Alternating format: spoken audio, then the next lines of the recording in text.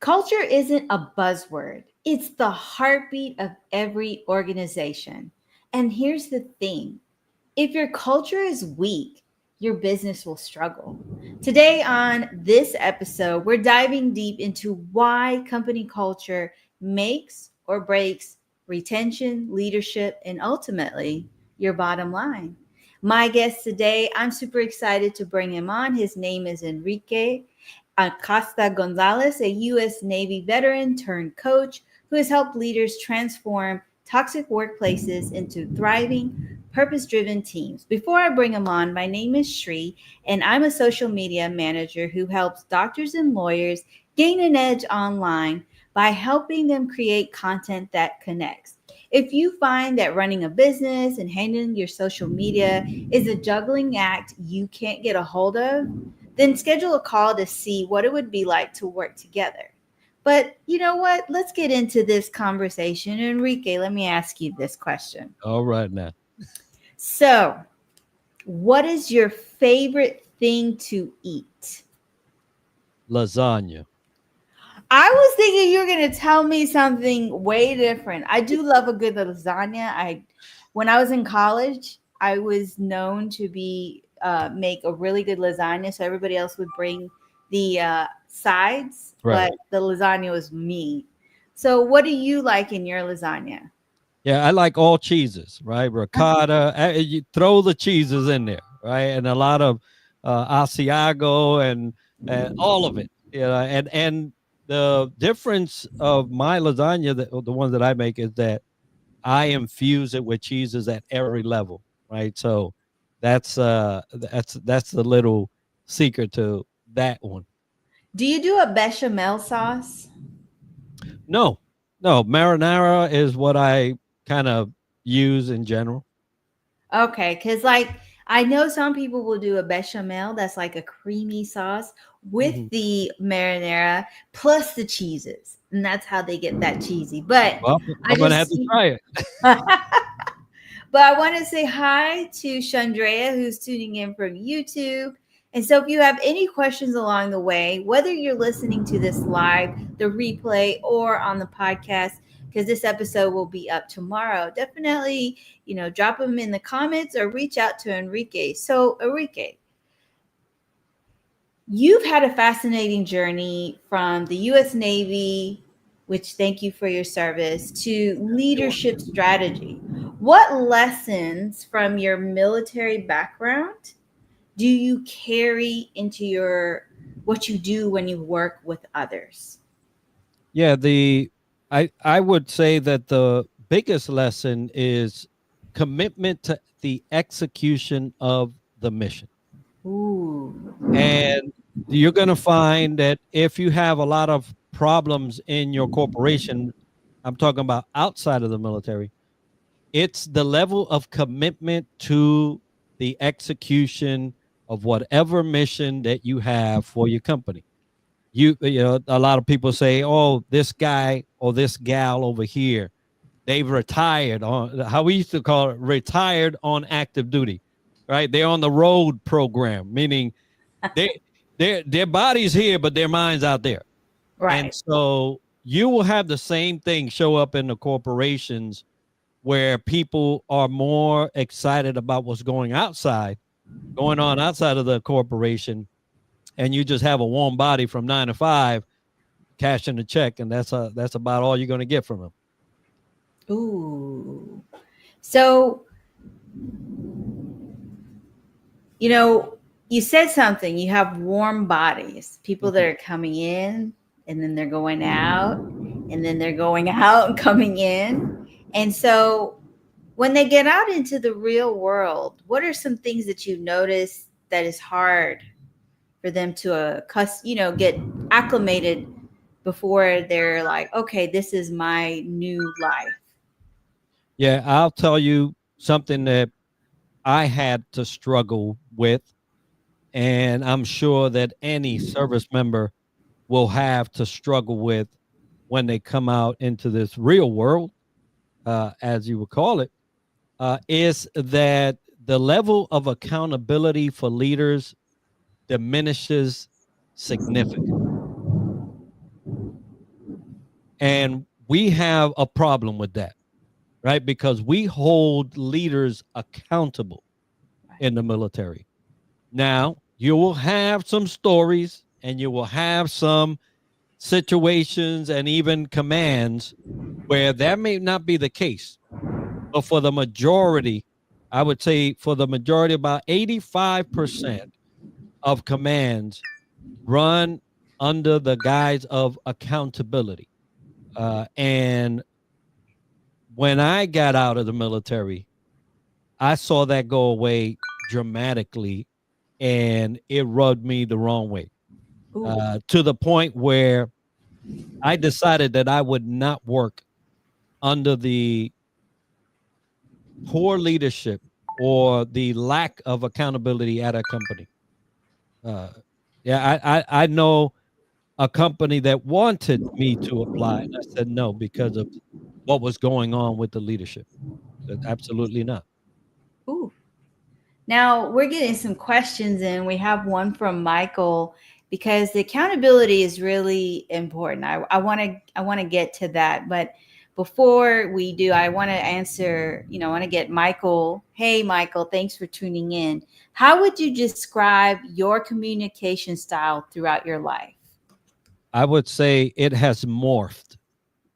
My communication style is what we call in situational or situational, right? You have to know who you are communicating with and why you're communicating and the message that needs to land. And as a leader, you must know that not everybody receives communication the same. And Mm. so you have to be able to be a situational communicator. And that's what I think has happened with me throughout my career. In the military, it's easier to state things and have them happen.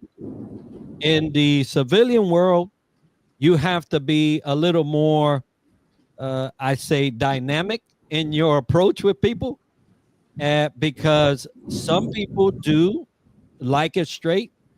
Most people don't appreciate it, right? Mhm. So you have to be able to. So yeah, I would say the ability to be situational in my delivery of how I communicate. So I want to come back to the accountability Mhm. and the piece where you felt like, well, I don't like working with people who, they were one way in the military and different, but even in civilian, you've noticed, like, even if they don't have a military background, you're like, what happened to this accountability? So how do you communicate with someone who's not taking responsibility for their actions? What can you do? Because there are a lot of organizations where this person is where they are because they got promoted. How can you communicate to them, like, hey, this isn't working? Like, you're not being responsible for your actions. What can we do? Well, before I would communicate with them, I would definitely ask leadership what got them there. Ooh. A lot of times people are placed in situations that they did not ask for. And so if that leader is in a situation where he didn't ask or she didn't ask to be there, chances are their whole heart is not in it. Mm-hmm. So you're going to get those things pop up where they become problems for the workforce and the company. But I would ask leadership, hey, how did this person get here? And so I can understand, because I'm seeing some things that don't match well with a person in that position. Mm-hmm. I just want to know, was it something that they strive for, or you guys just decided out of blue you're going to hire the best technician, right? Because that's what happens. And this person can't lead himself or herself. How in the world are they going to lead us?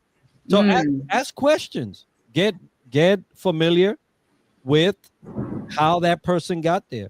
Shoot, I would just ask that person, is this something that you asked for, or what? Because you ain't doing it. That's a really good question, even though it's like hard to ask, It but is hard. It is true because while working with other coaching others who were in middle management, they have expressed to me some of the people that got promoted because they had been there. Everybody else got left. Yeah. And then they came around and they were the only ones, but they weren't the best choice. And so nobody wants to ask, why didn't, why is this where your heart is? Is this what you want to do? So we've got in the house John, welcome, welcome, and Lisa. And Michael has another question for you. Yeah. Do you believe being extroverted makes a better leader than someone being introverted? No. I believe being extroverted makes you louder. That's it.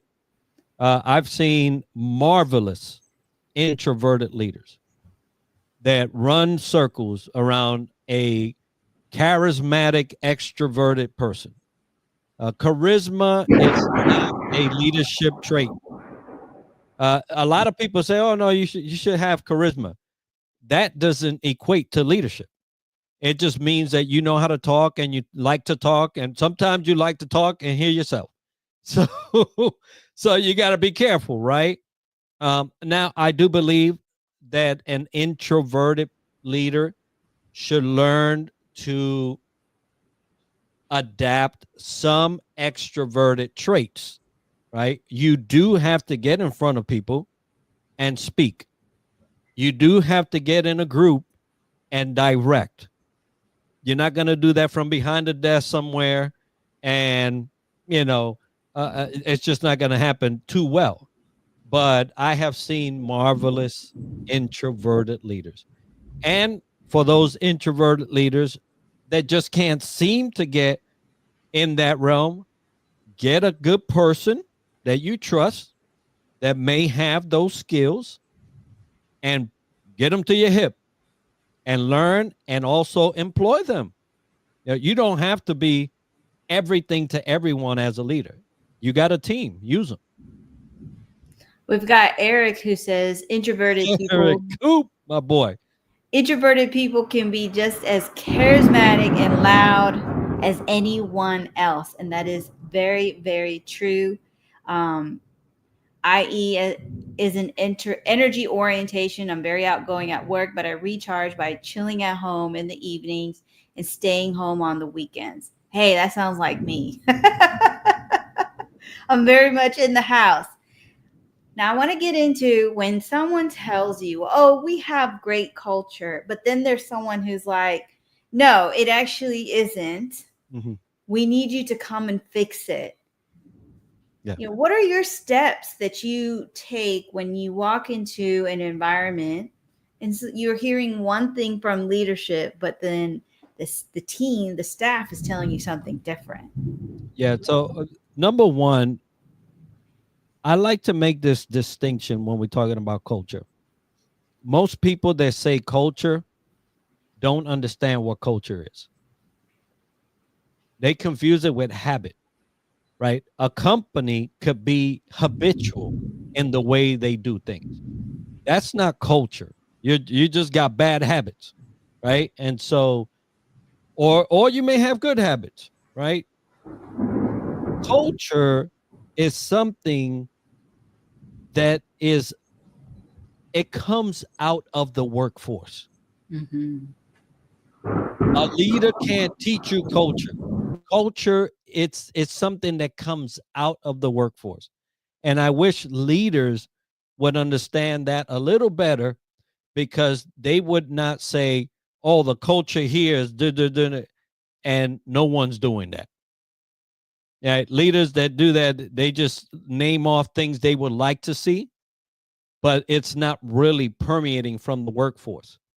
They should spend some time with the workforce and see what the true culture is, right? And then differentiate whether it's culture or habit, and then make adjustments as needed.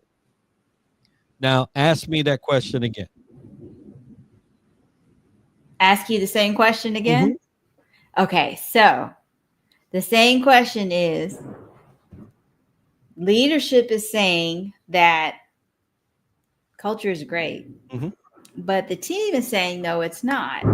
So I want you to come in and fix it.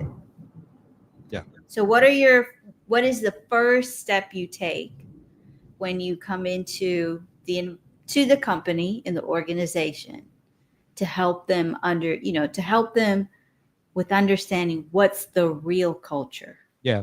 So I set two things up in motion. One is the finding out what leadership thinks culture is. The second thing is finding out from the workforce what the true culture is. And then finding the gap between the both.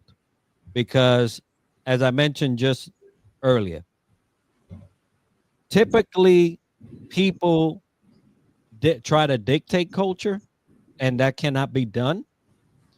So there may be a disconnect or a void between what reality is, right? And also what the expected culture is. And then we can talk about both and set both sides right when it comes to culture. We've got some conversation happening in the comments. And so Michael says, thanks for sharing, Enrique. I see a lot of people try to be PC, especially for us regular people. And then Michael also shared, I know a lot of people that love hearing themselves talk 24/7. Good. Yeah. And then John is sharing, as a leader, you get accountability from your people by being an example of accountability yourself. One of the hardest things as a leader is giving credit to your people when things go well and taking the blame when things go wrong. And then Eric is saying, I used to teach this at USNA. He Naval said, Academy. Woot.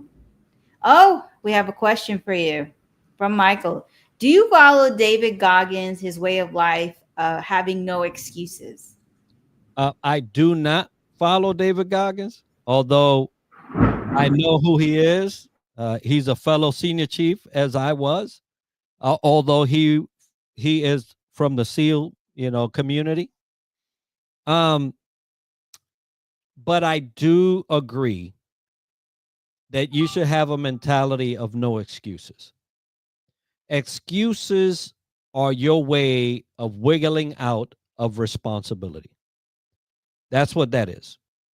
And so uh, I don't know how he puts it, right? Because I just said I don't follow him in that way.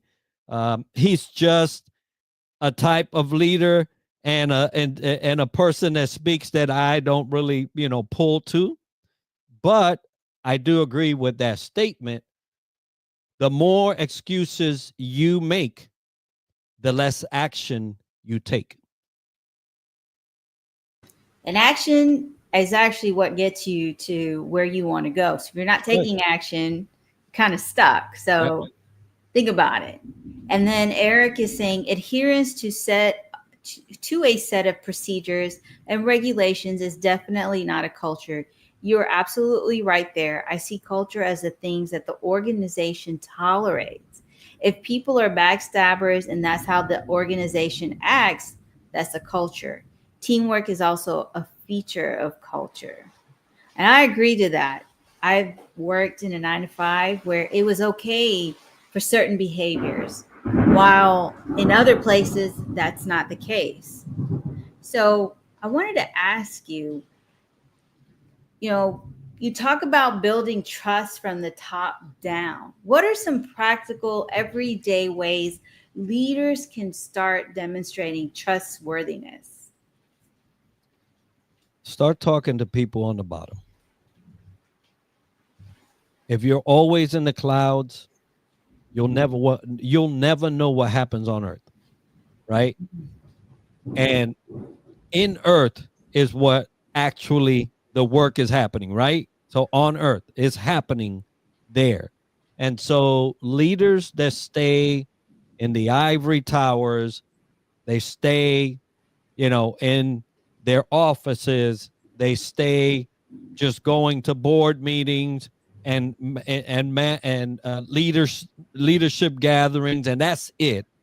And they don't take the time to communicate with the workforce, you'll never be trusted.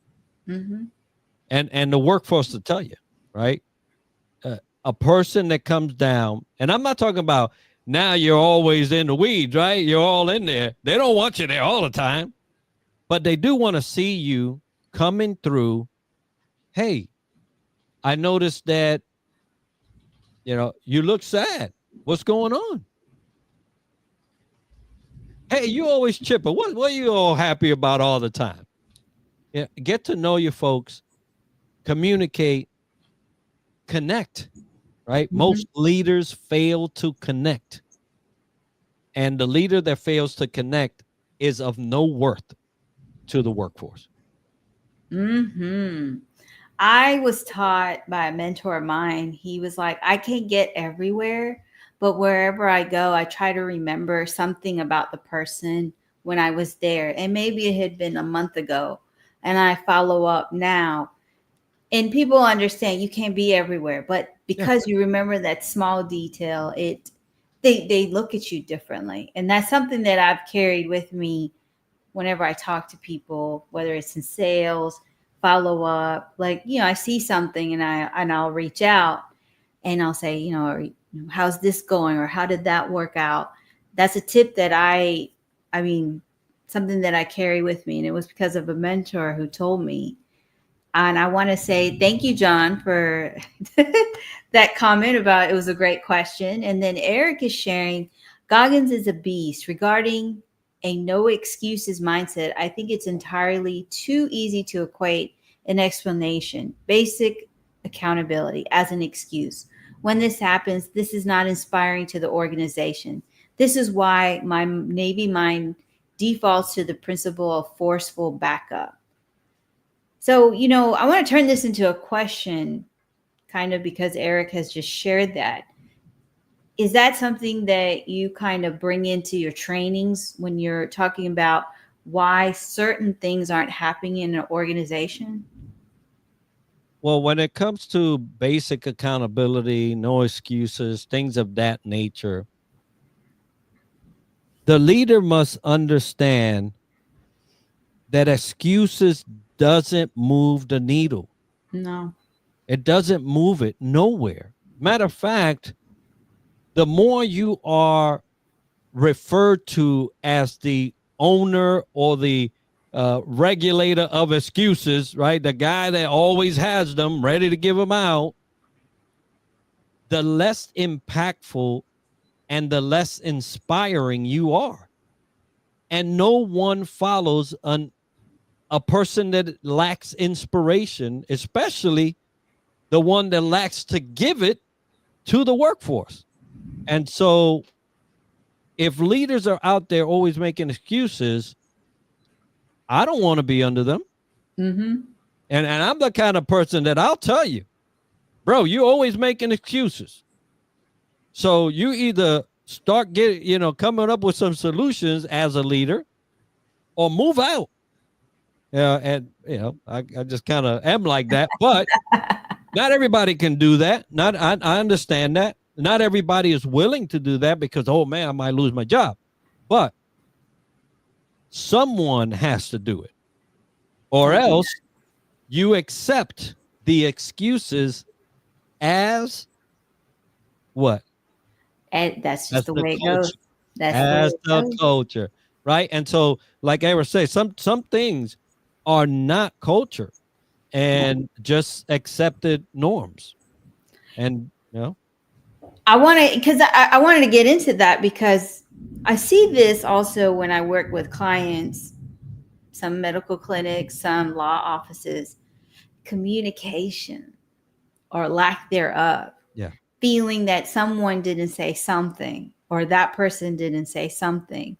So when it has been brought to, the owner, the leader, your communication isn't effective, like we are missing things. How do you work with the leader to help them work on their communication? Yeah, communication is something that can be taught, but I'll tell you what cannot be taught: having the heart to communicate. So, a lot of leaders will speak. They'll speak. They'll blurt out a bunch of words. And it doesn't move me. If a leader speaks and moves me, like I'm not talking about like like in my heart, I'm like, yep, that's where I want to go. That's what I want to do. Exactly right there. That is when communication does what it's supposed to do, which is to inspire someone to take action, right? That's what you want to do as a leader. And if your communication is not inspiring people to do the work that's related to the company and it's going to make the company thrive, then your communication is just blah blah blah. Yeah. Yeah, it reminds me of Transylvania, the cartoon. He goes blah blah blah blah, right? That's what and people laugh at you, right? You'll come in there, spout off some things, you'll move out, and people are like, yo, this idiot. What's wrong with this guy? That was why he even speak. They didn't even, move us here.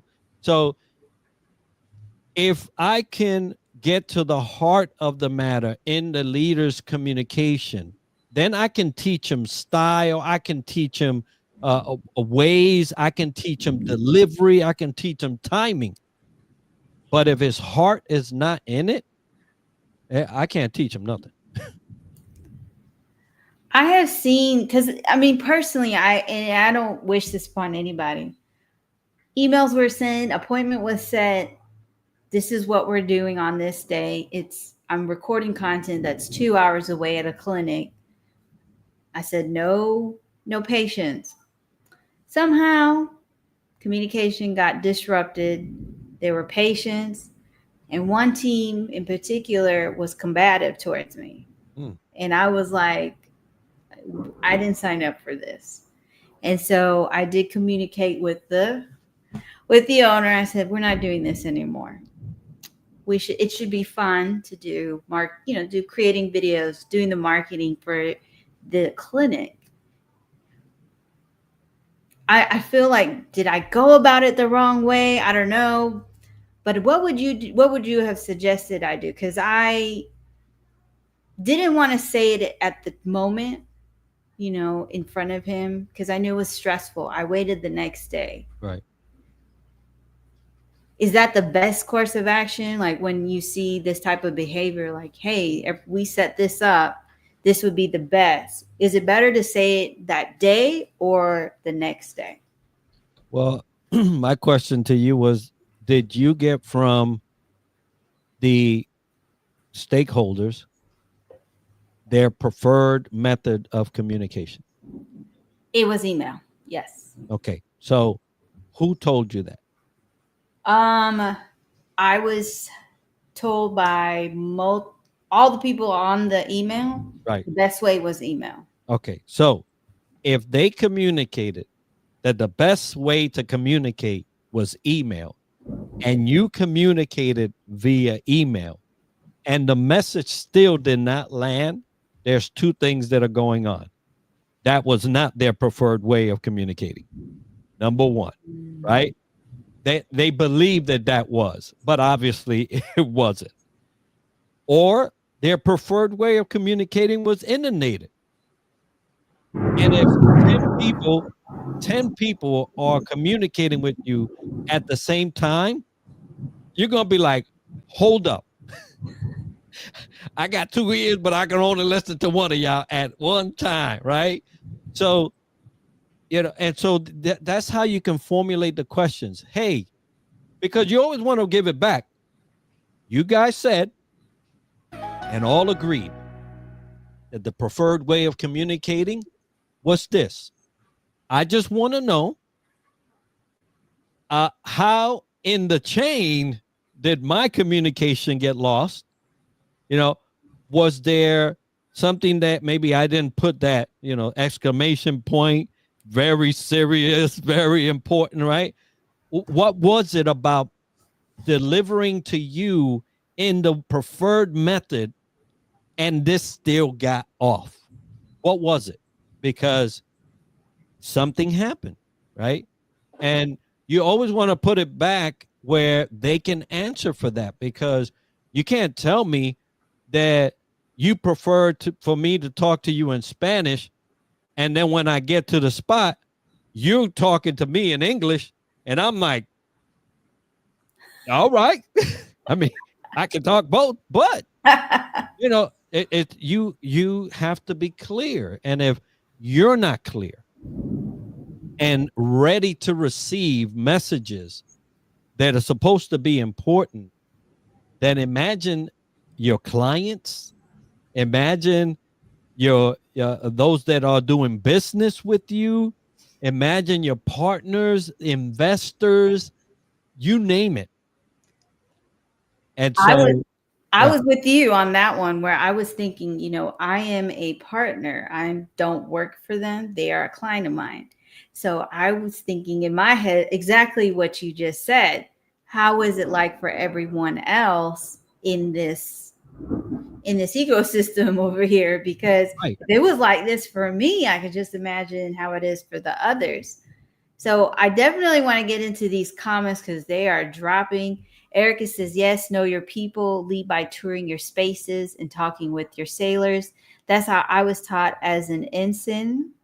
Mhm. Ensign, is that right? Ensign, ensign. Ensign. And it has served me well, even going on 4 years after retiring. And he also goes on, Eric, the Chiefs taught me that. John says, genuinely caring is the number one trust builder for people. People can feel that always. Always. Eric says, see lawyers. Eric also shares, my point is that when a leader, don't just cut them down when they Yeah. explain because it's an excuse.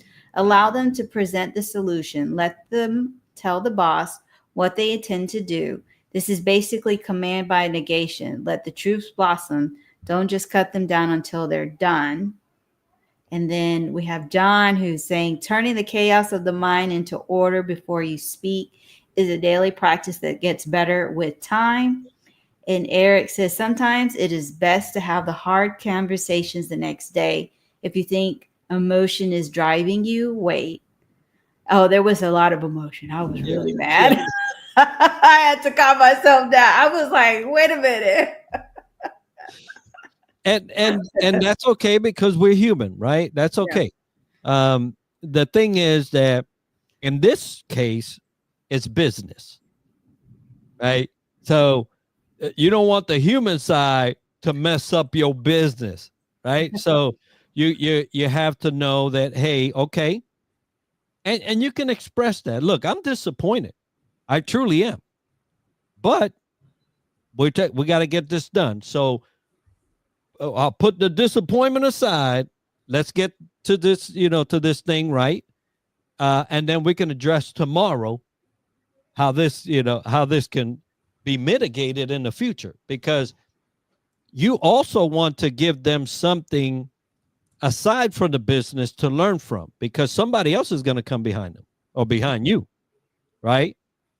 Or you may have to do another project with them. You don't want to have to go through that pain again. So Mm-mm. so it's okay to express your dismay and disappointment, and say, "Hey, I love to talk about this tomorrow when heads are a little clearer, mainly mine, but but I would love to talk about this so that it doesn't perpetuate from here on out." Right? Absolutely. That's exactly the take I took. I was like, Mhm. we'll talk about it later. Because even he was the owner, he was a little upset too. So I was Uh-huh. like, it wasn't because of us. The team did that. So I want to get into a topic that has nothing to do with what we were just talking about, but Okay. has everything to do with your podcast. So I want to make sure that everybody knows you can go ahead and vote. I'm dropping the link as we're talking onto all the platforms so that you can vote for Enrique. Can you tell us a little bit more about why we're voting for you? Yeah, no, well, first of all, thank you, Sri. I appreciate that. I know this is your show, but folks, I have a podcast. It's obviously I'm a Navy veteran, so it's a veteran podcast award. I'm up for the best Navy podcast of the year. I'm also up for the best educational and skills development podcast of the year. And just found out yesterday that they've extended the deadline till tomorrow because I guess some things are working, and now I'm eligible for the top veteran podcast of the year overall. And that is huge. So if you go to the link, there's a couple of steps that you have to validate your vote because they don't want fake votes and bot voting and stuff. So it is a little to go through, but three steps. And if you go to my LinkedIn, I actually put the instructions on there so it'll be easier. But I truly appreciate you, Tree, to allow me to say that. And for all of you that do take the time to vote, thank you so much. It means the world. And, it keeps our podcast going to serve the veteran community. So while Enrique was talking, I just posted on your LinkedIn, but I went ahead and I got it on Facebook and my LinkedIn page. So that way you're catching this episode right now or the replay, you can vote. But if you are listening to the podcast, because the podcast drops at about 3 o'clock in the morning for Central Standard Time. Mhm. I don't know if it will allow you to vote, but we want to make sure we can get as many votes Oh, thank you. I in appreciate it. and support Enrique because he is doing something amazing. I brought him on my other show, which was called Sip and Chat. And that was the first time we got to sit Yep, down and yep. chat. And then I was on his podcast, which was such an honor. And I just want to say, like, you started this podcast what, 3-4 years ago? Well, 6 years in February. So, yeah. So, February 2020 was when I actually initially started. Okay. Mhm. So I started about April 2020. Mhm. And I want to ask you, what has the podcast done for you? If Yes. somebody's thinking about starting a podcast, what would you say are things that it opened for you? How about the world? It has opened the world for me. I have conversations with royalty today. I have conversations and text messages with Major League Baseball players. Where was that going to happen? Me sitting in Orlando working at a job doing, when was that going to happen? I'm talking to politicians. I'm talking to heads of states. I'm talking to actors and actresses. I'm talking the world. And that's as best as I can encapsulate that experience. uh, Eric and I served on the same ship, but did not meet till we met at Podfest. See, that's We always like served on the same ship. I would say this. There's a lot of couples who meet and they went to the same school or same university or graduated the same time and they didn't know each other until like something brought them And together. I met Eric's wife first because she was speaking at Podfest. So and then he's in the back of the room and Navy, okay, cool. Where are you, sir? Oh, Iwo Jima. And I'm like, no way. So there you go. It opens up the world in ways that you cannot imagine. Mm. I agree to that. I will say this. I don't have Major League Baseball players, but this podcast has helped me to help others get confident on camera, has helped me to give a voice where people felt like the only way I can get on a podcast is if I have X number of followers or made this much money or they're trying to sell me some services. And really and truthfully, I said, I just wanted to be a platform because that's how I started it. I wanted to be able to share my voice, build a community because in 2020, and you know this, there was no one teaching you how to start a podcast. Like Oh no, you really were on the cusp. everybody was hiding. Everybody was on the cuff. And imagine, you're asking guests. I started with 92 followers on Instagram. And I remember getting those people telling me, well, you don't have enough followers or you don't Mhm. have make enough money. I still to this day get that. But you know what? I say, you didn't read, you need to read some of my messages. The ones that tell me thank you for opening this door for me, giving me a chance to share my story. That's why I do this. And this is something, if you asked me 6 years ago if this was going to happen, I would tell you no, that's not possible. Mhm. Why would someone say that about my show? But that's the truth. Like you said, it opens doors. You get to meet the world.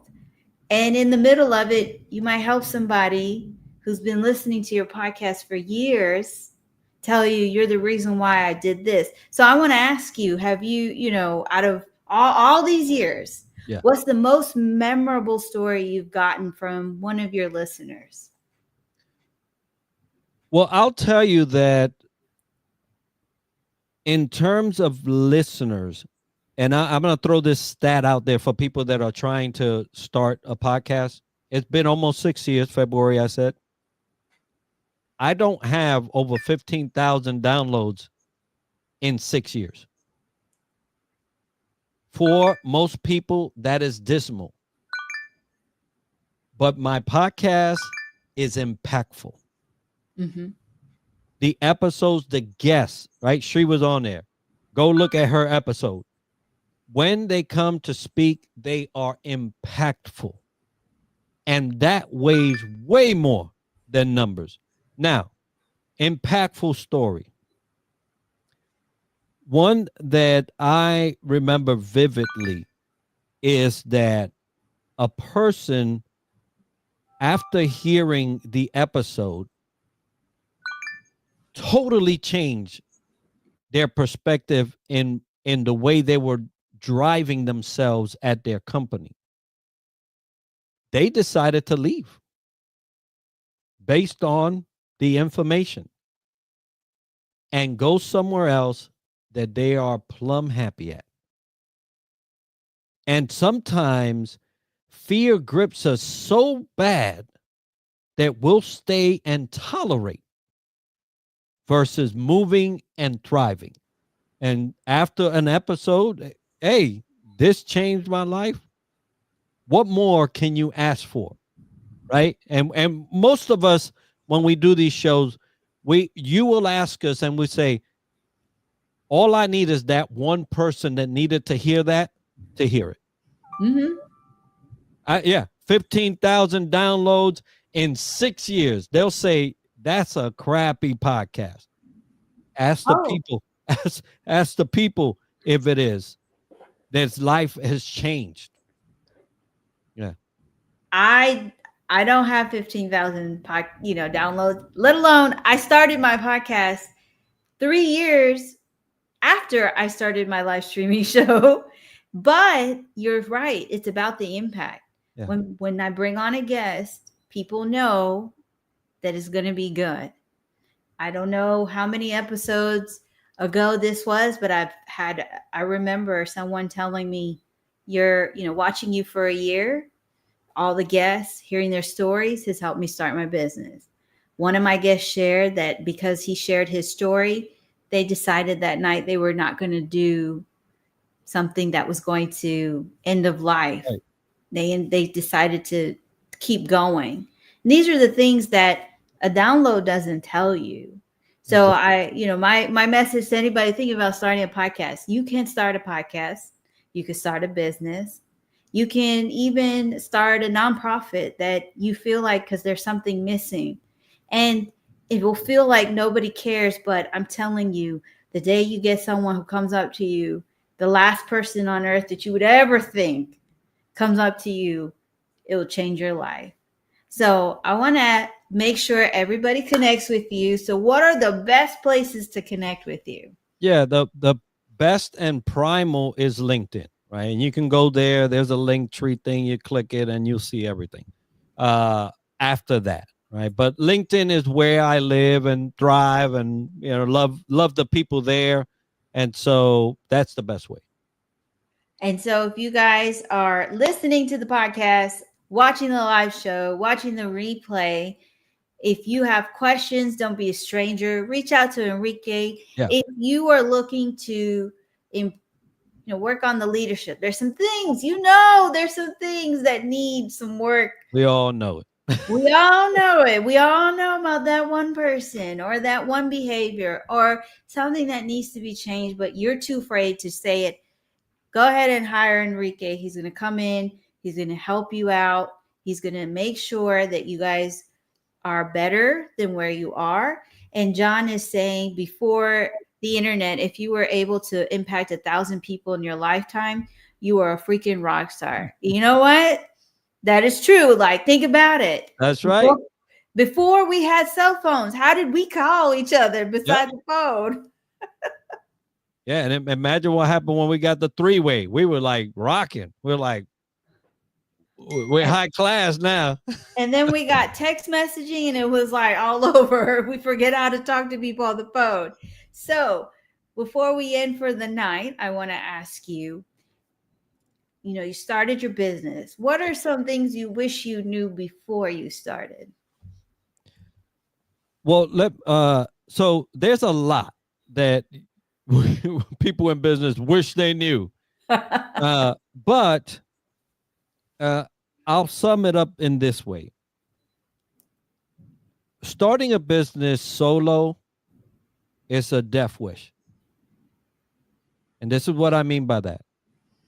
Have yourself a lawyer, have yourself an accountant, have yourself a CPA, and then have yourself a minister or a priest, right? Because in business, you'll need those. There are ways to get those without having to pay out immediately. And there are ways to get those on retainer. So consider that. It may be some money, but what you don't want to do is get caught in business without them. Mm-hmm. It's going to cost you way more. You may have to shut down and liquidate because you did something that you shouldn't have. And so if I were to say what's the most important, it would be that. That's a words of wisdom. And definitely don't forget your faith. If you don't believe, if you believe in the universe, whatever it is, because you will be Oh, yeah. crying and Oh, yeah. praying all. Let's just say there is a constant communication. There's the thing about business that will make you explore faith. Let's just say that. If you didn't know about it, you will know about it when Yep. you. I just want to say thank you, Enrique, for Thank taking you. time, sharing your stories, your tips. I want to thank all the audience just chiming in today. Thank you so much. And until the next live, which will be, I'll let you guys know. Have Monday. a wonderful evening or morning. And then we have one more comment. I'm sure impacting thousands was just as easy. How many people showed up at the I Have a Dream speech? At least 250,000 in 1963. No social media, no help from MSM, but 250,000 came to listen to MLK, which is true. So until the next time, everybody, have a wonderful evening, morning, wherever you're tuning in. Mhm. Bye, everybody.